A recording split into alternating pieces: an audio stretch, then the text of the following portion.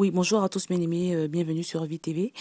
Toujours dans le cadre de la prière, on va voir quel est le rapport qui existe entre ta régénération, c'est-à-dire ta transformation, et ta prière. Rappelez-vous que la dernière fois, on avait vu que à cause du caractère, à cause de ce que certaines personnes ne sont pas encore régénérées, bon, elles sont pas capables de prier de façon conforme à la volonté de Dieu. Or, la prière efficace, c'est d'abord une prière qui est conforme à la volonté de Dieu. Parce qu'on ne peut pas vraiment savoir comment prier tant qu'on ne sait pas, premièrement, quelle est notre identité en Christ, et puis deuxièmement, quel est notre héritage. Parce que ce que tu dois savoir, bien-aimé, c'est que accepter Christ dans ta vie implique un changement d'identité. La Bible nous dit que le fait d'accepter Christ implique qu'on devienne une nouvelle création. Bien aimé, si tu as accepté Christ selon la Bible, tu es devenu une nouvelle création, et cette même Bible te dit que les choses anciennes sont passées et toutes choses sont devenues nouvelles. Parce qu'avant de recevoir Jésus, tu étais en Adam.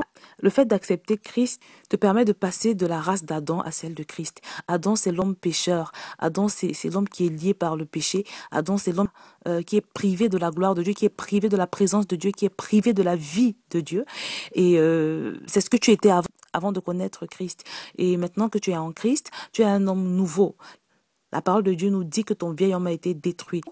La parole de Dieu nous dit également que tu as reçu le Saint-Esprit, l'Esprit de Dieu qui te donne la capacité de pouvoir vivre la vie que Dieu veut que tu vives, la capacité de pouvoir discerner, qui te donne la capacité de pouvoir penser comme Dieu, de pouvoir communiquer avec lui, d'être transformé par lui et au final d'être à son image. Alors, savoir qui tu es, c'est-à-dire cette transformation, cette différence, le fait que tu sois passé d'Adam à Christ, c'est-à-dire de l'ancien homme que tu étais à celui que tu es aujourd'hui, savoir qui tu est ce qui te conduit donc dans le processus de régénération, c'est-à-dire de transformation de ta pensée. Donc le processus de régénération donc qui va te permettre de penser comme Dieu et te rendre capable de prier conformément à sa volonté. Donc ça, c'est le premier aspect. C'est très important de savoir qui tu es, de savoir ce que ça implique pour toi d'avoir Jésus, de savoir par exemple que ce nouvel homme appartient désormais au gouvernement de Dieu, qui est le royaume de Dieu, qui est un royaume où on fait tout pour aimer son prochain, où on fait tout pour vivre en paix envers les autres, où on ne ment pas, on ne vole pas, on ne vit plus dans l'impudicité. Tu es sorti du royaume des ténèbres parce qu'avant tu étais soumis à ce royaume, à ce gouvernement de Satan, hein, qui est un gouvernement où on peut voler comme on veut, on ment, on fait du mal à son prochain, on peut détester, haïr, et voilà. Donc c'est très important que tu comprennes cette différence-là. Tu es passé de la race d'Adam à la race de Christ. Donc maintenant, tu es censé entrer dans le processus qui te permettra de te conformer à ta nouvelle identité, de te conformer au gouvernement auquel tu appartiens désormais. Donc, au fur et à mesure que tu te conformes à ce gouvernement, ta pensée est transformée. Et puis, peu à peu, tu te retrouves à faire des prières, comme je l'ai dit, conformes à la volonté de Dieu, et donc des prières efficaces.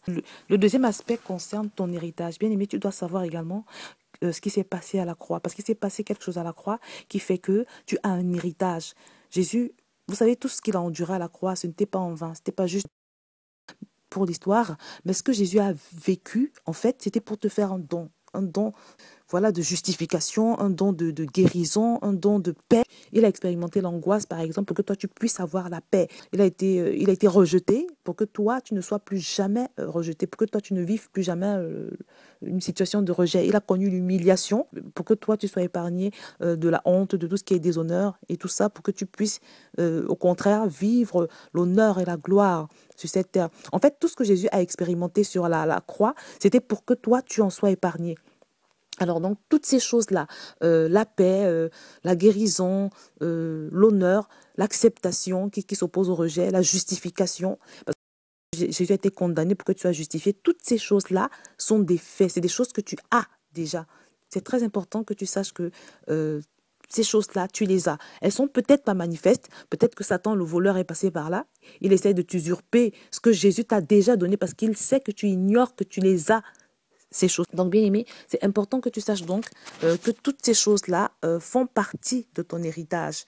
Et le fait de savoir que elles font partie de ton héritage va t'aider dans la prière, de ce fait que quand tu vas prier, par exemple, tu ne vas pas prier pour réclamer la justification. Tu vas pas prier pour réclamer voilà, d'être justifié parce que la justification, tu l'as déjà. Si tu as accepté Jésus dans ton cœur, tu es déjà justifié.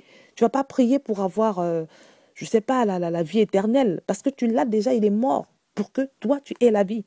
Ce que je voudrais te dire, bien-aimé, c'est qu'il y a des choses pour lesquelles tu ne dois pas réclamer. Il y a des choses que tu dois simplement appeler à la manifestation. Et si tu observes le contraire de ces choses-là, de ce que Jésus t'a donné à la croix, tu dois rappeler à l'envahisseur.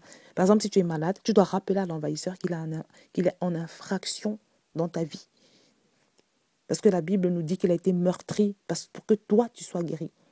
Donc la guérison, tu l'as. La santé, c'est quelque chose que tu as d'office comme ça. Parce que ta guérison a été payée à la croix de Golgotha. Par rapport à ces choses que Jésus nous a données à la croix, nous devons prier pour la manifestation. Quand tu pries pour la manifestation de ce que Jésus t'a déjà donné à la croix, tu fais une prière juste, tu fais une prière appropriée. Parce qu'on ne doit pas réclamer, on ne doit pas demander à Dieu ce qu'il nous a déjà donné. C'est quelque part de l'incrédulité. Et je sais d'expérience que Dieu n'apprécie pas ce genre de prière. Ça veut dire que tu ne sais pas, tu ne reconnais pas ou tu ignores ce que Jésus a fait à la croix. Et c'est grave parce que c'est un sacrifice immense. Et je sais qu'il est très important pour notre Dieu que chacun de ses enfants réalise la profondeur de ce sacrifice, du sacrifice de Jésus. Donc c'est très important de commencer, bien aimé, par comprendre ce que Jésus a fait à la croix. Qu'est-ce que ça implique, la croix de Jésus? Et qu'est-ce que ça implique pour toi d'accepter ce Jésus dans ta vie? Par la grâce de Dieu, je reviendrai sur ce point. Parce que je vous assure, bien aimé, c'est des choses qu'il faut comprendre. C'est des choses qu'il faut comprendre pour être en harmonie avec Dieu, pour être sur la même longueur d'onde que lui, pour avancer avec lui. Donc voilà, je tenais à parler de ces deux points concernant notamment notre identité en Jésus, ce qui change, l'importance pour toi de comprendre que tu n'es plus celui que tu étais et que tu représentes maintenant une nouvelle création avec certaines exigences. Voilà. Et surtout, dans la principale est d'être régénéré, de changer de mentalité, de se conformer à la culture du royaume auquel tu appartiens désormais, le royaume de Dieu. Alors donc, connaître ton identité, c'est-à-dire ce qui change du fait que tu acceptes Jésus. Et connaître également ce que Jésus t'a donné, t'a offert à la croix, c'est-à-dire ce que tu possèdes du fait du sacrifice de ton Jésus à la croix. Ces deux choses-là te permettent d'orienter tes prières et de les rendre plus efficaces. Donc je vais m'arrêter ici pour aujourd'hui, bien-aimés, et je vous dis à très bientôt sur VTV.